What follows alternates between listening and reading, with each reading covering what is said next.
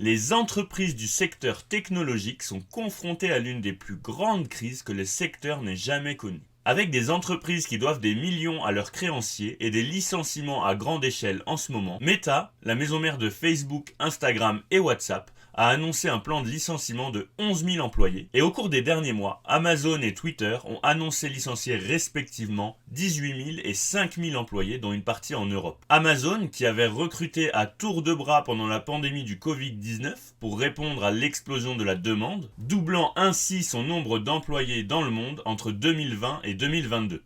Des embauches massives durant la pandémie qui sont aujourd'hui remises en cause compte tenu du contexte économique. Le plan de suppression d'emplois d'Amazon est le plus important parmi les récentes annonces de suppression d'emplois dans le secteur des technologies. C'est aussi la réduction de personnel la plus massive dans l'histoire de l'entreprise. Il faut dire qu'Amazon a vu son bénéfice net diminuer de 9% sur un an au dernier trimestre. Une même tendance chez Twitter, Meta et Snapchat, les grandes plateformes au modèle économique basé sur la publicité font face aux coupes budgétaires des annonceurs du fait de l'inflation et de la hausse des taux d'intérêt. Fin août, Snapchat a supprimé environ 20% de ses effectifs, soit plus de 1200 employés. Twitter, racheté par Elon Musk, a congédié pour sa part plus de la moitié de ses effectifs. Meta a ainsi annoncé en novembre la suppression de 11 000 emplois, soit environ 13% de ses salariés.